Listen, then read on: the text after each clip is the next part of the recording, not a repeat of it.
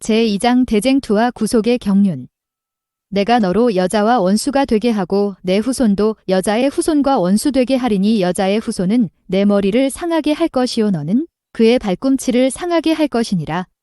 그리스도인 대부분은 하나님께서 세우신 구속의 경륜을 인류의 구원과만 연관지어 이해한다. 이에 대한 자연스러운 결과로 그들은 십자가의 역할을 죄인을 구원하는 일에만 국한해서 생각한다. 하지만 재림교회는 구속의 계획을 이 세상의 죄인들만이 아닌 온 우주의 거민들을 위해 세워진 하나님의 계획으로 믿는다. 물론 그리스도의 삶과 죽음이 죄인이 기댈 수 있는 하나뿐인 희망이며 그의 구원의 유일한 근거가 된다는 것은 성경이 가르치고 있는 절대불변의 진리임이 분명하다. 하지만 이 같은 진리가 구속의 경륜을 이 지구의 죄인들만을 위해 세워진 계획으로 한정하는 것은 아니다. 구속의 경륜에 이 지구만이 아닌 온 우주가 포함되어 있다는 것은 곧 온 우주가 하나님의 구원 사역의 대상임을 의미한다. 이처럼 재림교회는 하나님의 구원 사역을 우주적 관점에서 이해한다. 본장은 하나님의 구속 사역과 우주적 대쟁투와의 관계를 조명하는 일을 그 주된 과제로 삼고 있으며 특히 많은 지면을 할애하여 대쟁투적 관점에서의 그리스도의 삶과 죽음의 의미를 깊이 있게 고찰하고 있다. 죄인 개개인을 위한 그리스도의 구원 사역을 다루는 일반적 구원론도 우리가 깊이 연구하고 밝히 이해하여야만 하는 주제임은 분명하지만 우주적 관점에서의 그리스도의 구원 사역에 초점을 맞추고 있는 본장에서는 그 주제가 주된 고찰의 대상에는 포함되지 않는다. 본장은 우주적 관점에서의 구속의 경륜, 대쟁투적 배경에서의 십자가의 의미와 중요성, 십자가 이후에도 여전히 대쟁투가 계속 이어지고 있는 이유, 그리고 마지막 싸움과 대쟁투의 종결 등 크게 네 부분으로 나누어져 있다. 하나, 우주적 관점에서의 구속의 경륜. 앞의 서론에서 언급하였듯이 재림교회는 구속의 경륜을 타락한 인류만이 아닌 전 우주를 위해 세워진 계획으로 이해한다. 엘렌 화이트의 다음 글들이 재림교회의 이러한 견해를 뒷받침해준다. 구속의 경륜에는 사람을 구원하는 일보다 더 광범위하고 깊은 목적이 있었다. 그리스도께서는 이 일만을 위하여 세상에 오시지 않으셨다.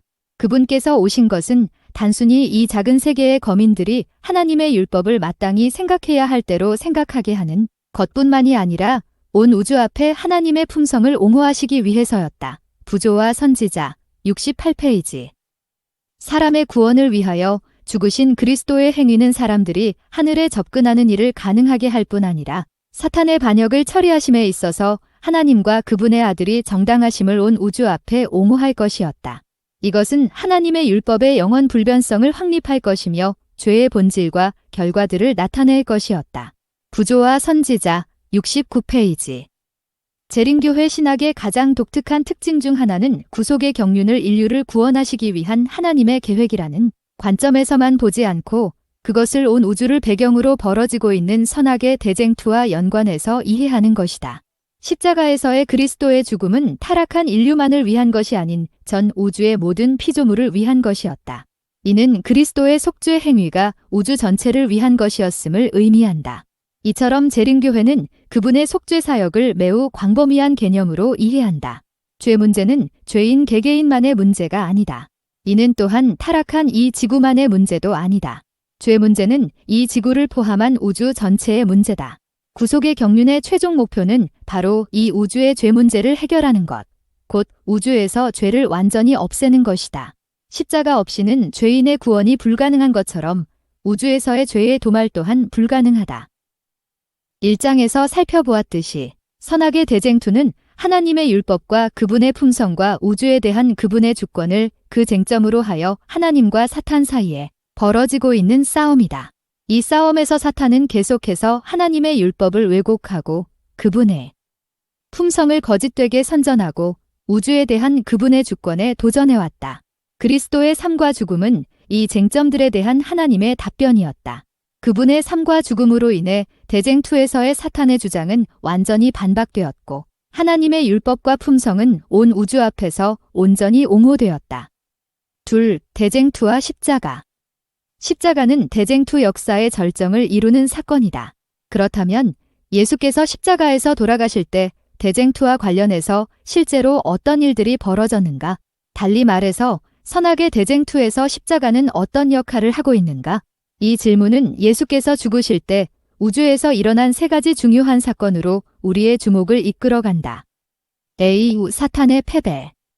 예수께서 숨을 거두실 때 우주에서 벌어진 사건 중 우리가 주목해야만 할 첫 번째 사건은 선악의 대쟁투에서 사탄의 패배가 확정된 것이다. 이 사탄의 패배는 아담과 하와가 죄를 범한 후 하나님께서 뱀에게 하신 아래의 말씀 가운데 이미 예언되어 있었다. 내가 너로 여자와 원수가 되게 하고 내 후손도 여자의 후손과 원수 되게 하리니 여자의 후손은 내 머리를 상하게 할 것이요 너는 그의 발꿈치를 상하게 할 것이니라. 여자의 후손은 내 머리를 상하게 할 것이요. 라는 뱀에게 하신 하나님의 이 말씀은 사탄이 대쟁투에서 그리스도에게 당할 패배에 대한 예언이었다. 그리스도께서 십자가에서 죽으실 때 이 예언이 성취되었다. 우리는 엘렌 화이트의 글에서 갈바리에서의 사탄의 패배와 관련된 상세한 기술들을 찾아볼 수 있다. 그리스도께서 십자가 위에서 숨을 거두시며 고통 중에 다 이루었다고 부르짖으실 때 승리의 함성이 온 하늘과 모든 세계에 울려 퍼졌다. 그렇게 오랫동안 이 세상에서 진행되어 오던 대쟁투의 승부가 그때 판가름 났다. 승리자는 그리스도셨다. 그분의 죽음은 아버지 하나님과 아들이 사람을 위하여 자기 부인과 희생의 정신을 발휘하실 만큼 충분한 사랑을 가지셨는지에 대한 의문을 풀어주었다. 사탄은 거짓말쟁이요 살인자로서의 자신의 참 성격을 드러냈다. 부조와 선지자 70페이지. 그리스도께서는 당신이 이루러 오신 사업을 완수할 때까지는 숨을 거두지 않으시다가 임종을 하시면서 다 이루었다고 부르짖으셨다. 싸움은 승리로 끝났다. 그분의 오른손과 거룩한 팔이 그로 승리하게 했다. 그분은 정복자로서 당신의 깃발을 영원한 고지 위에 꽂으셨다. 천사들이 기뻐하지 않았겠는가? 온 하늘은 구주의 승리의 개가를 불렀다. 사탄은 패배했다. 그는 자기의 나라를 잃어버렸다는 것을 알았다. 시대의 소망 758페이지. 예수께서 십자가에서 숨을 거두신 바로 그 순간 사탄은 대쟁투에서 패배하였다. 이는 그분이 당신의 삶과 죽음을 통해 하나님의 율법과 품성을 온전히 옹호하셨기 때문이다. 그 결과 대쟁투의 쟁점들에 대한 분명한 해답을 줬고 사탄의 주장은 완전히 반박되었다. 복음서에는 사탄이 십자가 이전에도 여러 차례에 걸쳐서 예수를 죽이려 했던 사건들이 기록되어 있다. 하지만 그럴 때마다 하늘 아버지께서 그분의 생명을 지켜주셨는데 이는 예수께서는 당신이 이루러 오신 사업을 완수할 때까지는 숨을 거두실 수 없었기 때문이었다. 만일 그분이 이 땅에 오신 목적이 단지 죄인들을 위해 자신의 생명을 내어주시기 위한 것뿐이었다면 그분은 굳이 땅에서 33년이라는 긴 세월을 보내실 필요가 없었다. 그분이 언제 죽으셔도 그 목적을 달성하는 데에는 아무 문제가 없었다. 하지만 그분은 죄인을 구원하는 것만이 아닌 그 이상의 목적을 가지고 이 땅에 오셨기에 십자가에서의 죽음 이전까지는 하늘 아버지에 의해 그분의 생명이 보호되었다. 위에 인용구에 언급된 당신이 이루러 오신 사업은 이 글의 문맥에 비추어 볼 때 대쟁투에서 사탄을 패퇴시키는 일임이 분명하다. 예수께서는 이 사명을 완성하신 후 다 이루었다라는 선언과 함께 숨을 거두셨다. 그리스도께서 십자가에서 죽으셨을 때 하늘 천사들이 승리의 개가를 부른 것은 바로 이러한 이유 때문이었다. 십자가에서의 그리스도의 죽음은 그리스도의 승리와 사탄의 패배를 확정한 대쟁투 역사의 클라이맥스였다. 그리고 이 패배는 대쟁투에서 사탄이 경험한 최초의 패배였다. 이 견해와 관련해서 상당수의 그리스도인이 다음과 같은 의문들을 제기한다. 1. 사탄은 그리스도께서 십자가에 달려 죽으시기 훨씬 전, 이 지구가 창조되기도 전에 그가 하늘에서 하나님께 대하여 반역을 도모하였을 때 이미 이 싸움에서 패배를 경험하지 않았는가? 2. 사탄이 그를 따르는 천사들과 함께 하늘에서 쫓겨난 것은 그 패배의 결과가 아닌가? 이러한 의문들을 제기하는 사람들은 일반적으로 대쟁투에 관한 계시록 12장 7절에서 9절의 기술을 그들의 주장의 근거로 제시한다. 따라서 이 질문들에 대한 답을 찾기 위해서는 이 성경절이 의미하는 바가 무엇인지를 올바로 이해해야만 한다. 이를 위해서는 이 성경절뿐 아니라 그 배경이 되는 요한계시록 12장 전체를 주의 깊게 살펴보는 일 또한 필요하다. 계시록 12장 7절에서 9절에는 요한이 본 대쟁투에 관한 계시 일부분이 다음과 같이 묘사되어 있다. 하늘에 전쟁이 있으니 미가엘과 그의 사자들이 용과 더불어 싸울세 용과 그의 사자들도 싸우나 이기지. 못하여 다시 하늘에서 그들이 있을 곳을 얻지 못한지라 큰 용이 내쫓기니 옛뱀 곧 마귀라고도 하고 사단이라고도 하며 온 천하를 꿰는 자라. 그가 땅으로 내쫓기니 그의 사자들도 그와 함께 내쫓기니라. 요한계시록 12장은 선악의 대쟁투의 역사를 그 시작에서부터 남은 자손이 출현할 때까지 개략적으로 기술하고 있다. 12장 7절에서 9절에는 그중 일부분인 이 싸움에서의 사탄과 그의 천사들의 패배의 모습이 묘사되어 있다. 이 패배가 그와 그의 천사들을 하늘에서 땅으로 내쫓기게 하는 결과를 가져왔다. 여기에서 질문은 이 성경절에 언급된 사탄과 그의 천사들이 하늘에서 내쫓기는 사건이 대쟁투 역사의 어느 시점에 일어났는가 하는 것이다. 12장 전체의 문맥은 이와 관련해서 이 사건이 십자가에서의 그리스도의 죽음과 연관되어 있음을 암시해준다. 선악의 대쟁투는 그리스도의 죽음 이전, 그것도 아주 오래전에 하늘에서 시작된 영적 전쟁이다. 사탄은 이 긴 전쟁에서 십자가 이전까지는 한 번도 패한 적이 없다. 따라서 패배의 결과로 하늘에서 내쫓긴 적도 없다. 그는 그리스도께서 십자가에 달려 죽으실 때 비로소 그의 첫 패배를 경험하였고 그로 인해 그의 천사들과 더불어서 하늘에서 땅으로 내쫓기었다. 10절과 11절이 이 같은 견해의 근거를 제공해준다.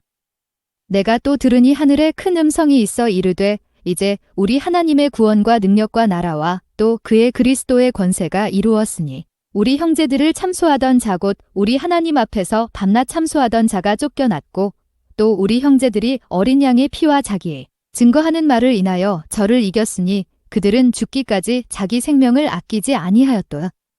12장의 전체 문맥을 살펴볼 때 이 두 성경절은 7절에서 9절에 언급된 사건이 있고 난 이후의 상황을 묘사하고 있음이 분명하다. 이 두 성경절에서 우리는 그리스도의 구원 사역과 매우 밀접히 연관된 하나님의 구원, 그리스도의 권세, 어린 양의 피 등과 같은 용어들을 찾아볼 수 있다. 이런 용어들이 여기에 쓰인 것은 이 묘사가 십자가 이후의 상황에 대한 묘사임을 보여주는 강력한 증거가 되는데 이는 십자가 외에는 그 어떤 것도 우리 하나님의 구원과 능력과 나라와 또 그의 그리스도의 권세가 나타나게 할 수 없기 때문이다. 이 같은 이해를 기초로 해서 볼 때 7절에서 9절에 묘사된 사건은 그리스도의 십자가와 매우 밀접히 연관된 사건임이 분명하다. 그리스도 미가엘과 사탄용 사이에서 오랜 세월 동안 벌어진 싸움의 승패가 십자가에서 그리스도께서 승리하시고 사탄이 패배함으로 확정되었으며 이 패배의 결과로 사탄은 그의 천사들과 함께 하늘에서 땅으로 내쫓기었다. 계시록 12장 9절에 대한 재림교회 성경주석의 주해와 엘렌 화이트의 설명이 이 같은 견해를 뒷받침해준다. 문맥적으로 볼 때 요한이 여기에서 특정하여 언급하고 있는 것은 십자가에서의 그리스도의 승리와 연관된 사건들임이 분명하다. 성경주석 하늘에서 형제들을 참소하던 자인 사탄이 거기에서 쫓겨난 것은 자신의 생명을 내어주시는 그리스도의 위대한 사역으로 인해 이루어진 일이다. 사탄의 끊임없는 방해에도 불구하고 구속의 계획은 여전히 실행되어 가고 있었다. 멜렌 화이트 성경주석 선악의 대쟁투는 온 우주 앞에서 이 싸움과 관련된 쟁점에 대한 분명한 해답이 주어질 때만 그 승패가 가려질 수 있었다. 그리스도께서 당신의 흠없고 완전한 삶을 그 쟁점에 대한 해답으로 제시하셨고 그 결과 쟁점이 타결되고 온 우주 앞에서 대쟁투에서의 그분의 승리가 확정되었다. 십자가 이전에는 대쟁투의 쟁점이 타결된 적이 전혀 없다. 따라서 사탄이 패배한 적도 없으며 또한 그 결과로 하늘에서 내쫓긴 적도 없다. 따라서 사탄이 하늘에서 최초로 하나님께 반역한 후에 내쫓긴 것은 그 반역의 결과로 그의 본래의 지위에서 쫓겨난 것이지 대쟁투에서의 패배로 인해 하늘에서 이 땅으로 내쫓긴 것은 아니다. 비유 하늘과 사탄 사이의 관계 단절 예수께서 십자가에서 숨을 거두실 때 우주에서 벌어진 또 하나의 중요한 사건은 사탄과 타락하지 않은 세계와의 연결, 고리가 완전히 끊어진 것이다. 여기에서 말하는 타락하지 않은 세계에는 하나님께서 창조하신 다른 모든 세계와 타락하지 않은 천사들까지 모두 포함된다. 계시록 12장 12절에서 이에 대한 암시를 찾아볼 수 있다. 그러므로 하늘과 그 가운데 거하는 자들은 즐거워하라. 그러나 땅과 바다는 화 있을진저 이는 마귀가 자기의 때가 얼마 남지 않은 줄을 알므로 크게 분내어 너희에게 내려갔음이라. 이 성경절은 우리 형제들을 참소하던 자 곧 우리 하나님 앞에서 밤낮 참소하던 자가 쫓겨 난 후 하늘과 땅의 상반된 상황을 묘사한다. 전반부의 하늘과 그 가운데 거하는 자들은 즐거워하라 라는 구절은 사탄이 하늘에서 땅으로 쫓겨난 후에는 하늘에서의 그의 활동이 종결되었음을 암시한다. 그가 하늘에서 활동하지 않는다는 것은 곧 하늘과 그의 관계가 끊어졌음을 의미한다. 엘렌 화이트의 다음 글에 이에 대단 좀 더 구체적인 진술이 담겨 있다. 사탄은 자기의 가면이 벗겨진 것을 알았다. 그의 행적은 타락하지 않은 천사들과 하늘 온 우주 앞에 공개되었다. 그는 살인자임이 판명되었다. 하나님의 아들의 피를 흘림으로써 그는 하늘 존재들의 동정을 더는 받을 수 없게 되었다. 그때부터 그의 사업은 제한을 받았다. 그가 어떤 태도를 보이든 그는 더는 하늘 궁정에서 내려오는 천사들을 기다렸다가 그들 앞에 죄로 인해 검고 불결해진 옷을 입고 있는 그리스도의 형제들을 고소할 수 없었다. 사탄과 하늘 세계 사이에 연결되어 있던 마지막 동정의 고리가 끊어졌다. 시대의 소망 761 욥기 1장 6절에는 하루는 하나님의 아들들이 와서 여호와 앞에 섰고 사단도 그들 가운데 왔는지라 라는 말씀이 기록되어 있다. 이 말씀은 우리에게 사탄이 구약시대, 곧 십자가 이전 시대에는 하늘과 교통할 수 있었음을 시사해준다. 하지만 하늘과 사탄과의 이 같은 관계는 그리스도께서 십자가에서 죽으실 때 완전히 끊어졌는데 이는 그분의 삶과 죽음으로 인해서 사탄의 가면이 벗겨지고 그의 원칙들이 우주 앞에 적나라하게 드러났기 때문이다. 대쟁2에서의 그의 주장이 거짓된 것임이 드러났으며 그로 인해 그는 십자가 이후에는 타락하지 않은 세계에 사는 그 어떤 존재도 유혹할 수 없었다. 사탄과 하늘과의 관계가 단절되었다는 것은 이처럼 그가 더는 하늘의 존재들을 유혹할 수 없는 상태에 놓이게 되었음을 의미한다. 그리스도와의 싸움에서 패하고 땅으로 내쫓긴 사탄은 이제 그 활동 영역이 이 세상만으로 제한되었다. 하늘로부터 땅과 바다는 화이슬 진저 이는 마귀가 자기의 때가 얼마 남지 않은 줄을 알므로 크게 분내어 너희에게 내려갔음이라 라는 경고의 말씀이 발하여진 것은 바로 이 때문이다. 싸움은 이제 이 세상을 그 전장으로 해서 하나님의 대리자와 사탄의 대리자 사이에서 벌어지게 될 것이었다. 이 주제는 후에 남은 자손재관에 논할 때 더 깊이 고찰하게 될 것이다. 하나님의 율법과 품성 옹호. 그리스도께서 십자가에서 죽으실 때 우주에서 벌어진 마지막 세 번째 사건은 하나님의 율법과 그분의 품성이 온 우주 앞에서 옹호된 것이다. 이는 곧 십자가로 인해 대쟁2에서의 사탄의 주장이 완전히 반박되었음을 의미한다. 사탄의 주장이 무엇인지는 엘렌 화이트의 다음 글에 잘 요약되어 있다. 대쟁2의 초기의 사탄은 하나님의 율법은 순종할 수 없으며 공의가 자비와 조화되지 않으므로 율법을 파기하지 않고는 죄인이 용서받을 수 없다고 선언했다. 모든 죄는 반드시 형벌을 받아야 하는데 만일 하나님이 죄의 형벌을 면제해준다면 그분은 진리와 공의의 하나님이 될 수 없다고 사탄은 주장한다. 시대의 소망 761 하나님께서는 이러한 사탄의 주장이 거짓으로 판명되므로 우주에서 그분의 율법과 품성이 온전히 옹호될 때에야 비로소 대쟁2에서 승리할 수 있으셨다. 그리스도의 삶과 죽음이 사탄의 주장에 대한 하나님의 답변으로 주어졌으며 이로 인해 싸움에서의 승리는 그분의 몫이 되었다. 이는 곧 십자가로 인해 사탄의 주장의 거짓됨이 적나라하게 드러나고 우주에서 하나님의 율법과 품성이 온전히 옹호되었음을 의미한다. 십자가에서의 그리스도의 희생과 관련된 엘렌 화이트의 다음 글들은 그리스도의 삶과 죽음이 어떻게 하나님의 율법과 품성을 옹호하는지 그 과정을 우리에게 잘 설명해준다. 하나님의 사랑은 그분의 자비에 못지않게 그분의 공의에도 표현되어 있다. 공의는 그분의 보좌의 초석이며 그분의 사랑의 열매이다. 시대의 소망 762 예수님을 통하여 하나님의 자비가 사람들에게 나타났지만 그 자비가 공의를 제거하는 것은 아니다. 율법은 하나님의 성품의 특성을 나타내고 있으므로 타락한 인류에게 알맞게 1.1획이라도 변경할 수는 없는 것이다. 하나님께서는 그분의 율법을 변경하지 않으셨으나 인류의 구속을 위하여 그리스도 안에서 자기 자신을 희생하셨다. 시대의 소망 762 그리스도께서는 당신의 생애와 죽음을 통하여 하나님의 공의는 그분의 자비를 손상하지 않을 뿐 아니라 죄는 용서받을 수 있고 하나님의 율법은 의로우며 온전히 순종할 수 있다는 사실을 입증하셨다. 율법에 대한 사탄의 비난은 반박을 당했다. 하나님께서는 인류에게 그분의 사랑의 명백한 증거를 주셨다. 시대의 소망 762 율법이 변경될 수 있었더라면 사람은 그리스도의 희생이 없이도 구원받을 수 있었을 것이다. 그러나 그리스도께서 타락한 인류를 위하여 당신의 생명을 희생해야 할 필요가 있었다는 사실은 하나님의 율법은 죄인을 율법의 요구에서 면제하지 않는다는 것을 증명한다. 죄의 삭은 사망임이 입증되었다. 그리스도께서 사람이 범한 죄의 형벌을 받으신 바로 그 사실은 모든 창조된 지적 존재들에게 율법은 불변이며 하나님은 의로우시고 자비로우시며 자기를 부인하시는 분이시다는 것과 그분 정부의 통치에는 무한한 공의와 자비가 연합되어 있다는 데 대한 강력한 논증이다. 부조와 선지자 70. 대쟁투에서 사탄은 처음부터 하나님은 사랑의 하나님이 아닌 자기의 영광만을 추구하는 전제적 군주라고 주장해왔다. 그리스도의 십자가는 이 같은 사탄의 주장을 반박하고 하나님은 사랑이 교일4, 8. 시라는 사실을 온 우주 앞에 선포한 사건이었다. 위에 인용된 엘렌 화이트의 글 중 하나에 진술되어 있듯이 하나님의 사랑은 크게 두 가지 방법을 통해서 표현되는데 그 중 하나는 그분의 공의의 행위이고 다른 하나는 그분의 자비의 행위다. 그리스도교 신자 중에는 공의의 행위는 하나님의 사랑 표현이 아니고 오직 자비의 행위만이 그분의 사랑 표현이라고 생각하는 사람들이 많이 있다. 하지만 공의와 자비는 절대 서로 분리될 수 없는 하나님의 사랑 속성들이다. 따라서 공의 없이는 자비도 존재할 수 없다. 사탄은 이러한 하나님의 속성에 대하여 이의를 제기하며 다음과 같이 주장한다.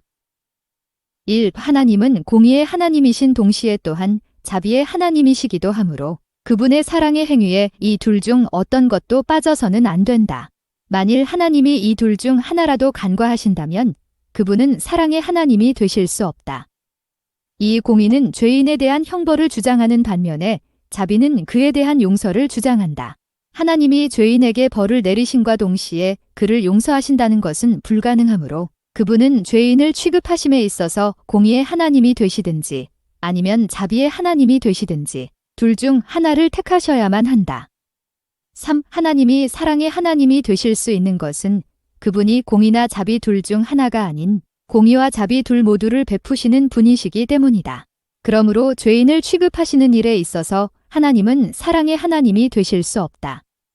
십자가로 인해 이 같은 사탄의 주장이 완전히 반박되었는데 이는 하나님께서 그리스도의 삶과 죽음을 통해서 당신이 율법을 변경하지 않고도 죄인을 용서하실 수 있음을 보여주셨기 때문이다. 죄인은 하나님이 그분의 율법을 변경하셨기 때문에 구원받을 수 있게 된 것이 아니다. 죄인의 구원이 가능한 것은 하나님 자신이 진류의 구속을 위하여 그리스도 안에서 자기 자신을 희생하셨기 때문이다. 이는 하나님의 율법이 죄인에게 요구하는 바를 그분 자신이 충족시키셨음을 의미한다. 자아 희생이 없는 사랑은 진정한 사랑이 아니다.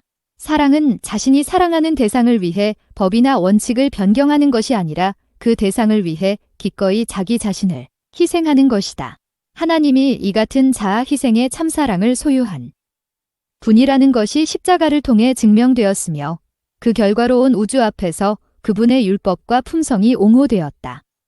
셋. 대쟁투가 십자가에서 종결되지 않은 이유. 십자가로 인해 사탄의 패배가 확정되고 하나님의 율법과 품성이 옹호되었음에도 그때 대쟁투가 종결되진 않았다. 사탄은 멸망을 당치 않고 여전히 살아서 활동하고 있다. 그렇다면 십자가 후에도 대쟁투의 역사가 계속 이어지고 있는 이유는 무엇인가? 엘렌 화이트의 다음 글이 이 질문에 대한 답을 우리에게 제공해준다. 그럼에도 불구하고 사탄은 그때 파멸되지 않았다. 천사들은 그때에도 대쟁투에 포함된 모든 것을 다 깨닫지는 못했다. 문제가 되는 원칙들이 더욱 분명하게 나타나야만 했다. 인류를 위해서도 사탄은 계속 존재해 있어야 했다. 천사들과 마찬가지로 인류도 영광의 왕과 흑암의 왕 사이에 있는 차이점을 알아야만 한다. 인류는 자기가 섬길 자를 선택하여야만 한다. 시대의 소망 761. 우리는 이 글을 통해서 다음 세 가지 사항을 확인할 수 있다. 첫째, 십자가에서 사탄의 주장이 반박되었지만 그의 원칙들이 완전히 드러난 것은 아니었다. 천사들과 다른 세계의 거민들은 하나님의 원칙들과 사탄의 원칙들 사이에 분명한 차이를 인식하기 위해 사탄이 원칙들에 대한 더 상세한 지식을 가져야만 하였다. 둘째, 인류에게는 아직도 사탄의 원칙들이 제대로 드러나지 않았다. 따라서 그는 이 세상의 사람들이 그의 원칙들에 대한 분명한 지식을 갖게 될 때까지 살아있을 필요가 있었다. 셋째, 모든 사람이 하나님의 원칙들과 사탄의 원칙들 사이의 차이를 깨닫게 될 때, 각 개인이 최종적으로 자기가 섬길 자를 정하게 될 것이다. 경배의 대상에 대한 이 최후의 결정으로 인해 각 개인의 영원한 운명이 결정된다. 넷, 마지막 싸움과 대쟁투의 종결. 요한계시록 12장은 대쟁투 역사를 크게 세 단계로 나누어 묘사하고 있다. 첫 번째 단계는 미가엘과 용 사이에서 벌어지는 싸움이고, 두 번째 단계는 여자에 대한 용의 핍박이며, 그리고 마지막 단계는 용과 그 여자의 남은 자손 사이에서 벌어지는 싸움이다. 이 마지막 싸움이 종결될 때 선악의 대쟁투의 역사도 그 막을 내리게 된다. A. 마지막 싸움.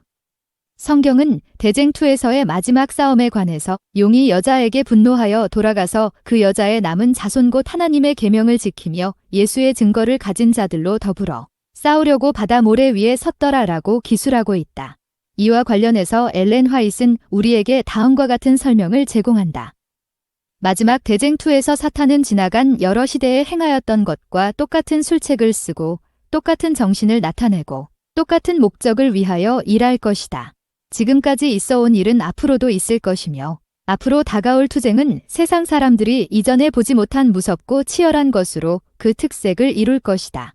사탄의 속임수는 더욱 교활해지고 그의 공격은 더욱 맹렬해질 것이다. 그는 할 수만 있으면 택하신 자라도 미혹하려고 할 것이다. 대쟁투. 서문 11. 사탄은 하나님의 율법을 경멸하기 위하여 성경의 교리를 왜곡시켰다. 그리하여 성경을 믿노라고 공언하는 수많은 사람의 믿음에 오류를 혼합시켰다. 진리와 오류와의 마지막 큰 싸움은 하나님의 율법에 대하여 오랫동안 계속되어 온 마지막 싸움에 불과하다.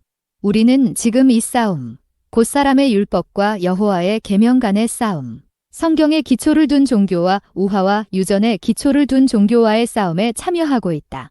대쟁투 582. 위의 성경절과 엘렌 화이트의 글들에 나타나 있는 대쟁투에서의 마지막 싸움의 특성들을 정리하면 다음과 같다.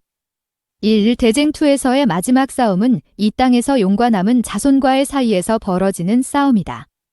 이 싸움에서 사탄은 이전과 같은 주장을 하고 또한 같은 목적을 이루기 위해 애쓸 것이다. 하지만 싸움의 강도는 이전의 그 어떤 싸움과도 비교할 수 없을 정도로 격렬할 것이다. 자기의 때가 얼마 남지 않은 줄을 알고 크게 인한 사탄은 이 싸움에서 더 교묘한 속임수로 더 맹렬하게 하나님의 편에 서 있는 이 남은 자손을 공격할 것이다. 3. 하나님의 율법은 이 싸움에서도 여전히 핵심 쟁점으로 자리 잡고 있다. 사탄은 율법을 노골적으로 비판했던 이전의 방법과는 달리 이 싸움에서는 진리의 오류를 섞는 방법으로 하나님의 율법을 공격한다. 4. 하나님의 율법이 핵심 쟁점인 이 마지막 싸움에서 하나님의 계명을 지키는 것이 남은 자손의 특징 중 하나라는 사실은 이 싸움에서의 그들의 역할이 매우 중대함을 의미한다. B. 대쟁투와 남은 자손의 출현. 남은 자손은 대쟁투의 세 단계 중 마지막 세 번째 단계에 출현한다. 이에 대하여 개 12시 17분은 용이 여자에게 분노하여 돌아가서 그 여자의 남은 자손과 더불어 싸우려고 바다 모래 위에 섰더라. 개 12시 17분 라고 기술하고 있다. 이 성경절은 우리에게 남은 자손의 출현과 관련된 다음 세 가지 사실을 확인해 준다. 첫째, 남은 자손근 대쟁투를 배경으로 출현한다. 이는 그들의 역할과 사명이 대쟁투와 연관되어 있음을 의미한다. 따라서 남은 자손에 관한 연구가 올바른 결론에 도달하기 위해서는 그 연구가 항상 대쟁투를 그 배경으로 해서 이루어져야만 한다. 둘째, 남은 자손든 대쟁투의 마지막 싸움에서 하나님 편에 서서 용과 싸우도록 부르심을 받은 무리다. 요한계시록 12장의 마지막 절인 위 성경절에는 남은 자손과 싸우기 위한 준비를 모두 하고 그들이 출현하기만을 기다리고 있는 용의 모습이 그려져 있으며 13장부터 마지막 장까지는 이 둘 사이에 벌어진 싸움의 구체적인 진행 상황과 그 결말이 기술되어 있다. 이처럼 남은 자손은 처음부터 끝까지 사탄과 싸우기 위해 이 땅에 존재하는 하나님의 부르심받은 백성이다. 셋째, 남은 자손, 이 대쟁투를 그 배경으로 출현한다는 것은 그 존재 자체가 이 세상에서뿐 아니라 우주 전체에서 매우 중요한 의미를 지니고 있음을 보여준다. 이미 언급한 것처럼 대쟁투는 우주를 배경으로 벌어지는 선악 간의 싸움이다. 따라서 남은 자손제 존재 의미 또한 우주적 관점에서 이해되어야만 한다. 이처럼 남은 자손근 대쟁투를 떠나서는 그 존재 이유를 찾기가 매우 힘든 신앙 공동체다. 대쟁투에서의 남은 자손의 역할과 사명에 관해서는 그들의 특성과 그들의 사명을 각각 다루게 될 이 책의 3장과 4장에서 깊이 있게 고찰될 것이다. 이 대쟁투의 종결.